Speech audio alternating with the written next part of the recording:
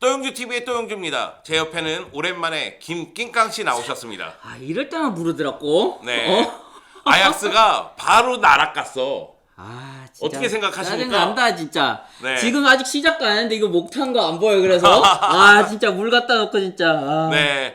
많은 분들이 아약스가 챔피언스리그 8강에 갈 것이다. 이런 예상이 지배적이었는데. 어림도 없지? 네. 어딜 홈에서- 꿈을 꾸고 있냐? 진짜. 아니 원정에서 2대2 무승부를 거뒀는데 잘했지. 홈에서 누네스에게 결승골을 내주면서 벤피카에게 0대1로 네. 패배하면서 결국 1-2차전 합계에 2대3으로 패배하면서 16강에서 8강으로 올라가지 못하고 8강 진출에 실패를 하고 말았습니다. 사실 올 시즌의 챔피언스 리그에서의 아약스의 행보는 정말 놀라웠잖아요. 네, 그래서 이 결과가 좀 실망스러운 것도 있을 거예요. 조별리그에서 6전 전승한다는 건 정말 쉬운 일이 아니고 이걸 아약스가 했다는 것도 굉장히 놀라운 일이었거든요. 네. 근데 상대적으로 좀 좋은 조편성을 받았음에도 이 16강을 넘지 못했다는 것. 이 결과 때문에 뭐 네덜란드 현지에서도 굉장히 실망이 많더라고요. 사실 에릭 터나우 감독이 2018-19 시즌에 아약스를 이끌고 챔피언스 리그 4강까지 갔고 물론 이제 4강에서 손흥민의 토트넘에게 무릎을 꿇긴 했지만 그 얘기는 또 왜 하냐? 그냥 4강까지만 얘기하지. 내 얘기는 그거야. 그러니까 뭐냐면은 그때보다도 올 시즌 조별리그의 흐름이 더 좋았다. 흐름은 더 좋았죠. 네, 맞습니다. 그런 상황에서 결국은 뭐 4강은 무슨 얘기냐? 8강도 못 갔다. 그러니까 8강도 못 간 주제에 무슨 4강 얘기하고 있냐? 아니 개인적으로 생각했을 때 알레에 대해서는 어떻게 생각하세요? 프리미어리그 팬들도 웨스트햄에서 알레가 거의 부진했었던 거 그거 네. 다 기억하거든요. 네. 근데 알레가 올 시즌 챔피언스 리그에 데뷔하자마자 7경기 연속골이고 그 7경기에서 총 11골을 넣었어. 근데 8번째 경기가 바로 벤피카하고 16강 2차전인데 여기서 딱 멈췄어. 하필 왜 여기서 못 넣냐? 그러니까 알레는 근데 아약스에 왔을 때는 잘하리라고 생각했어요. 물론 리그의 수준 차이도 있겠지만은 그 알레 포텐을 터뜨렸던 감독이 바로 테나 감독이고요. 위트레트 시절에 옥세르 유스였던 선수를 데려와서 이 재능을 보고 만개시켜서 결국은 독일 무대로 진출하게 되는 그런 계기를 만들어주기도 했고 알레를 어떻게 써야 되는지 잘 아는 감독이거든요.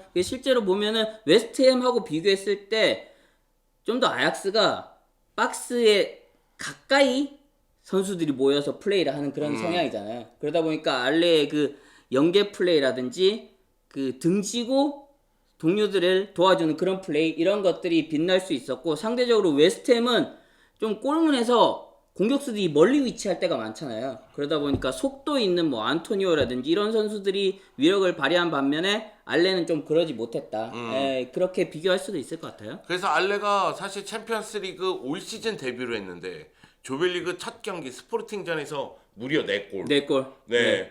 그러면서 챔피언스 리그 데뷔하자마자 7경기 연속골을 넣은 첫 번째 선수가 됐습니다. 그런 거 아니야? 그전까지는 16강에서 떨어졌는데 5경기 연속골을 넣은 선수는 있더라고요. 델피에로를 비롯해서 있죠. 몇 명 네. 있더라고요. 근데 7경기 연속골은 알레가 처음이라고 하는데 여기서 멈췄어. 그 4골 중에 한두 골만 일로 땡기면 안 되나? 그러니까 난 이해가 안 가네. 그래, 너무 몰아쳤고. 근데 알레는 정말 여러 가지를 하지만은 영향력 자체가 그렇게 큰 선수는 아니에요.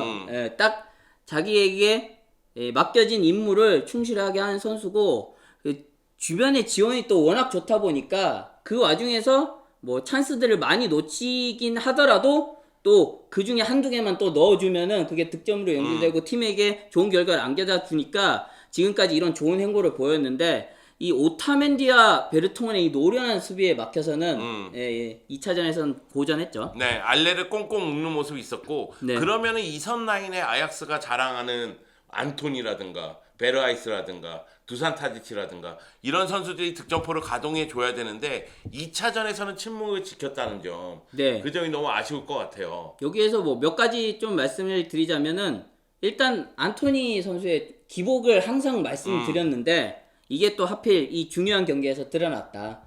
지난 시즌에도 어떻게 보면은 전반기에는 굉장히 멋진 활약을 펼쳤는데 후반기에 급격한 슬럼프에 빠지면서 부진을 겪었거든요. 그래도 올 시즌 2년 차고 네덜란드 무대에도 적응했고 팀도 적응했으니 낫겠지라고 생각했고 전반기에도 또 굉장히 좋았어요. 근데 후반기에 또 지난 시즌과 약간 비슷한 그런 그림이 그려지는 것 같고 이것이 또 벤피카전에서 좀 많이 드러났던 것 같아요. 안 좋은 면으로. 네. 주구장창 크로스만 올리더라고. 근데 크로스의 답답해. 정확도도 많이 떨어지고. 그러니까 본인이 가진 것들이 저는 많다고 생각하거든요. 근데 그런 것들을 아직 완벽하게 다 보여주지 못하는 그런 상황인 것 같고, 그런 와중에 좀 본인이 답답하다고, 플레이가 안 풀린다고 생각하니까 좀 계속 되던 플레이만 좀 고집하다 보니까 벤피카의 수비를 뚫어내지 못했다. 그렇게 생각해요. 어떻게 생각하세요? 이 경기에서 유효 슈팅이 2개밖에 안 돼요. 슈팅이 10개가 넘어갔는데. 아니 이거 근데 사실 조금 이렇게 생각나는 팀이 하나 더 있지 않아요? 예? 난 안 나. 안 나? 어. 아니 이거 바르셀로나도 안 풀릴 때 이런 경기 하지 않아? 그러니까 이런 스타일의 팀들이 무언가 안 풀리면은 이런 경기가 되죠. 굉장히 많죠. 네. 그리고 바르셀로나보다 아약스는 이런 경기를 하는 상황이 더 많죠. 챔피언스리그에서. 아무래도 뭐 선수들의 수준을 얘기하지 않을 수 없고, 그리고 팀의 클래스, 전반적인 그런 조직력 이런 것들도 바르셀로나보다는 평균적으로는 좀 떨어진다고 볼 수 있으니까 이런 경기를 많이 해야 하는데요. 기록으로 또 말씀을 좀 드리자면은, 제가 그런 얘기를 해요. 이 이탈리아식 표현으로 우노제로라고 하잖아요. 0대1. 우노제로의 악몽이라고도 얘기하거든요. 아약스가 홈에서 챔피언스리그 홈 경기에서 이렇게 막 열심히 몰아붙이는데 경기 끝나고 나면 0대1. 이런 경기가 굉장히 많아요. 정말 열심히 뛰고 경기도 주도하고 모든 기록에서 압수하는데 골을 못 넣는 경우가 생기니까. 그러니까 굉장히 많아요. 제가 뭐 예로만 몇 가지 들어주면 1920 시즌부터 해서 총 5경기가 있어요. 야, 많다. 매 시즌 있었다는 얘기지. 1920 시즌에는 첼시에게 0대1, 발렌시아에게 0대1로 졌고요. 이 발렌시아와의 0대1 경기가 6차전이었는데 이걸 패함으로써 떨어지게 됐죠. 16강에 올라가지 못하게 됐고, 2021 시즌에도 리버풀에게 0대1, 아탈란타에게 0대1로 지면서 이 아탈란타전도 어떻게 보면 발렌시아전과 똑같았어요. 이런 패턴으로 지게 됐는데 벤피카전도 똑같은 패턴으로 졌다. 항상 나오는 패턴인데 왜 대응 못하고 못 드러내느냐, 이런 얘기들도 많이 하죠. 사실 저는 벤피카전 보면서 느낀 게 아약스의 중앙 공격이 생각보다는 힘을 발휘하지 못하더라고요. 네. 이거는 이제 베르하이스하고 연결이 되는 부분인데, 네. 베르하이스가 올 시즌 전체적으로 봤을 때는 만족할 만한 활약인데, 네. 이 중요한 순간에 좀 좀 아쉬웠죠. 것이 아쉽고, 사실 이 경기 다음이 페노르트전이잖아요. 네, 그렇죠. 그러면 베르하이스가 또 다시 이제 논란의 중심에 있을 텐데, 그렇지 않습니까? 그렇겠죠. 네. 유니폼도 떼우고 형사고발도 하고, 네. 완전히 등을 돌린 사이니까. 그러니까 페노르트하고 아약스가 정말 숙적 앙숙 라이벌인데, 페노르트에서 아약스로 이적한 선수 이적했으니까. 아니겠어요? 그것도 페노르트 주장이었는데. 주장이고 에이스였는데. 네. 네. 그런 측면에서 봤을 때는 페노르트가 오히려 이번 대결에서는 나름대로 힘을 발휘하지 않을까, 그런 생각까지 들 정도니. 네. 베르하이스에게 뭔가 보여줘야 돼, 이런 생각이 들지 않을까요? 네, 베라이스의 뭐 활약을 일단 좀 잠깐 얘기하자면, 활약이라고 하기도 그렇지, 부진했으니까. 네. 2차전에는 좀 분명히 아쉬웠어요. 베라이스의 클래스나 올 시즌 경기력을 봤을 때는 아쉬웠는데, 테나 감독도 그런 얘기를 했어요. 그러니까 베라이스의 경기력이 좀 아쉬웠던 건 사실이다.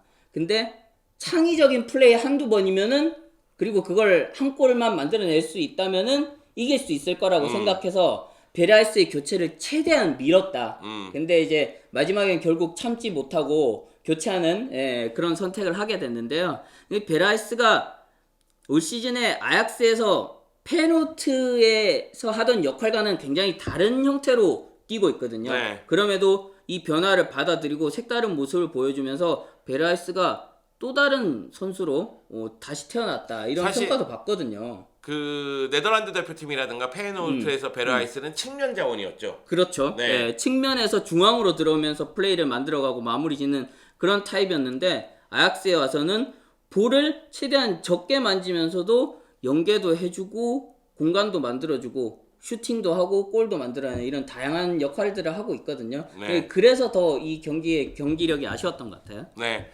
여하튼 이제 아약스가 떨어졌다, 그래서 김진수가 왔다, 이 얘기를 드리고 싶고요. 왜 떨어지면 부르냐? 요즘 잘 안 부르더니. 모든 거는 떨어져야지 시작되는 거야. 아니, 이스타 가서 거기 맨날 놀림 받고 여기서 나를 이렇게 이용하는 거 아니야? 이런 건 대물림이라고 하지. 진짜 스트레스 받는다 진짜.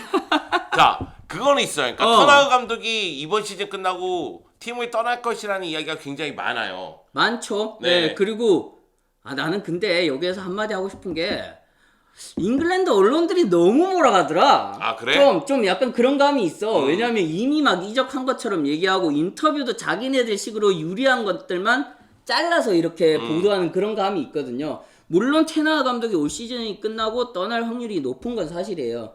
그런데 아직은 아약스에 집중하고 있고 뭐 다음 시즌 스쿼드를 테크니컬 디렉터나 뭐 이런 프론트진과 고민하고 있다 이런 인터뷰도 했거든요. 조금 여지는 남겨뒀다라는 거지. 근데 이미 끝난 것처럼 얘기하고 또 그렇게 얘기하려고 하는 것 같다. 아니 내가 얘기하고 싶은 건 그거야.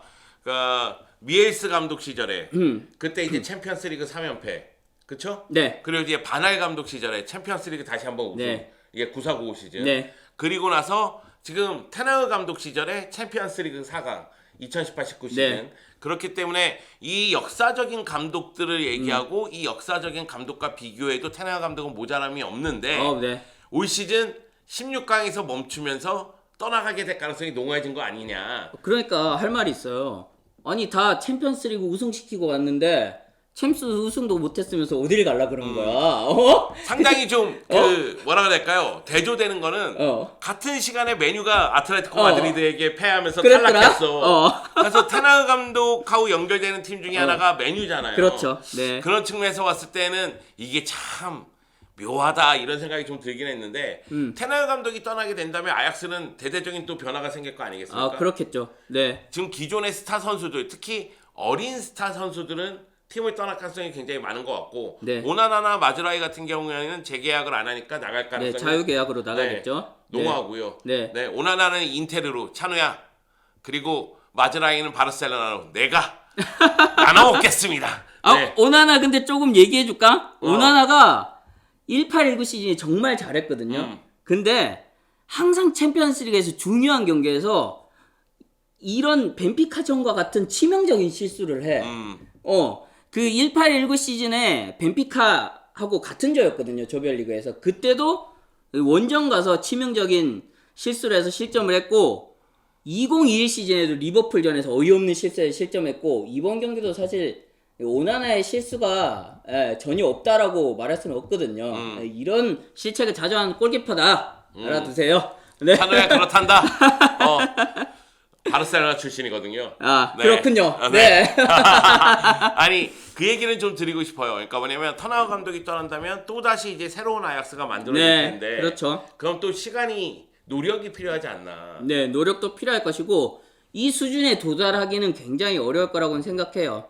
뭐 제가 네덜란드 리그도 이제 전반적으로 다 살펴보고 있고 네덜란드 선수, 감독, 뭐 축구인들에 대해서 전반적으로 다 훑어보고 있지만은 테나흐 감독의 수준에 도달할 만한 지도력을 가지고 있는 혹은 잠재력이라도 가지고 있는 지도자가 지금 안 보이거든요. 그런 면에서 이 아약스가 만약에 테나흐 감독을 떠나보내게 된다면은 다시 재정비하는 데는 이전보다 훨씬 많은 시간이 들 수도 있을 거다. 개인적으로 들어요. 언젠가는 떠나겠지. 이번 여름이 아니더라도. 그럴 수도 있죠. 네, 그런 확률이 높죠. 그러면은 최대한 몇 년은 붙잡고 싶다. 몇 년? 저는 한 2년? 2년만 못해도 더? 1년. 이번 여름은 아니다. 네, 생각하는 건 있어요. 아약스에서도 아마 그런 쪽으로 구상을 할 건데 지금 조니 헤이팅하 선수로서도 이제 또 네, 대표팀에서도 센터백 뛰고 출신의. 네, 라리가에서 EPL에서 뛰어서 많이들 아실 텐데 이 선수였던 인물이 지금 용 아약스, 그러니까 아약스의 리저브 팀을 감독하고 있거든요. 그 유스 감독부터 해서 착착 엘리트 코스를 밟아왔고 아마 이 패턴이면은 다음 시즌에는 코치진에 합류할 가능성이 높아요. 그러면은 테나흐 감독의 밑에서 한 1-2년 정도 본격적으로 도움을 받고 감독으로 데뷔하는 게 어떠냐라고 하면서 아약스도 그런 그림을 그리고 있을 거예요. 아니 지금 테나흐 감독 밑에 라이지고 코치 있잖아요. 그렇죠. 라이지고 네. 코치를 감독으로 올리는 건 별론가? 별로입니다. 그럴까? 아니 그럴 가능성도 있긴 해요. 라이지어 코치죠. 코치도 아까 말씀드린 이 헤이팅하의 이 코스를 그대로 밟은 그런 코치예요. 유스부터 시작해서 리저브 감독을 해서 용아역스를 2부에 최초로 우승까지 이끈 감독이거든요. 그러면서 거의 수석 코치, 역할을 하고 있잖아요. 항상 옆에서 보면은 이어폰 끼고 그래, 연락을 취하잖아. 뭔가 짚고 있고 뭔가 보고 있고 그런 역할을 하기 때문에 라이지어도 분명히 후보에는 있을 거예요. 근데 이제 아약스가 큰 그림을 그리는 쪽은 아무래도 헤이팅하지 않나. 그런 이야기들이 많이 나오고 있어요. 네. 한 말씀 해주세요. 챔피언스리그 8강 못 갔는데. 어딜 가냐 씨. 챔스 우승하고 가야지 씨. 아니 아약스가 사실은 뭐 전력을 보강하든 뭐하든 챔스를 우승할 수 있다는 그런 가능성이 있다고 봅니까? 저는 여기에서 한마디 드리자고 하면은 과거에는 진짜 꿈도 못 꾸는 수준이라고 했다면은 테나 감독이 계속 지봉을 잡는다는 가정하에는 도전은 계속 할 수 있는 위치가 되지 않을까라고 예상을 해왔거든요. 그런 이유 중에 하나는 또 프론트에 달라진 이제 스탠스도 영향이 있어요. 왜냐하면 과거에는 정말 조금만 성장하고 해외 빅클럽에서의 러브콜이 들어오면은 바로 파는 그런 추세였는데 요즘은 최대한 지켜내고 있고 그리고 빅리그에서 오히려 다시 들여오는 그런 케이스도 많아지고 있거든요. 그래서 그런 생각을 해왔는데 테나 감독이 만약에 떠나게 되면은 결국 그냥 과거로 돌아가지 않겠나 그런 좀 생각도 있어요. 이스타TV에서 종윤이가 나를 바라보는 시선이 이런 시선이구나. 그런 거야? 야, 테나 감독에게 영상 편지 한번 보내. 남아달라고. 야! 어딜 가려고 씨. 내가 진짜 고에드 시절 사실 고에드 시절부터 본 것도 아니에요. 저는 테나 감독을 트벤테 코치 시절부터 봤거든요. 그때부터도 뭐 제가 과거 영상에도 말해드린 적이 있지만은 정말 이 코칭에 대한 잠재력이 훌륭하다, 뛰어나다라고 평가를 받던 인물이고 그게 이제서야 드러났어요. 그러다 보니까 테너는 생각보다 나이가 많다 이런 말씀을 하시는 분들이 많더라고요. 그게 코치로서 많은 연륜 쌓아오고 경험을 쌓았기 때문에 이루어진 거라고 생각하시면 될 것 같아요. 그러니까 아직은 멀었다 가지 마라. 네, 자 메뉴로 갈 것 같습니다. 속이 탄다. 메뉴 아틀레티코 마드리드에게 지고 나서 스콜스가 완전 폭언을 했더구만. 포체티노 데려가시라고요. 포체티노. 야, 랑닉이랑 포체티노나. EPL에 친숙한 여러분이 잘 아는 포체티노를 데려가시라고요. 잘 알고 있는데 알고도 지금 또 속으려고 하네. 아니 조금 우려스러운 걸 보태자면은 이 테나 감독이 가서 잘못하면 말릴까봐. 말릴 수도 있지. 그게 조금 우려스럽긴 해요. 네, 지금 맨유 선수단을 봤을 때는 맨유 선수단을 장악하기가 쉽지만은 않지. 쉽지도 않고 본인이 원하는 색을 내려면은 굉장히 많은 변화가 이루어져야 할 거예요. 저번에도 얘기 드렸다시피 테나 감독이 물론 이제 현실에도 또 잘 적응하는 감독이긴 하지만은 분명히 변화는 이루어져야 되거든요. 근데 그 와중에서 삐끗하면은 다시 올라서기가 굉장히 어려운 것이 또 EPL이기도 하잖아요. 그러다 보니까 테나 감독이 삐끗하면은 이거는 네덜란드 축구도 삐끗하게 되는 거야. 그런 면에서 좀 우려스럽긴 해요. 네. 야, 가슴을 펴. 벤피카 강팀이야. 야, 조별리그에서 바르셀로나를 잡았어.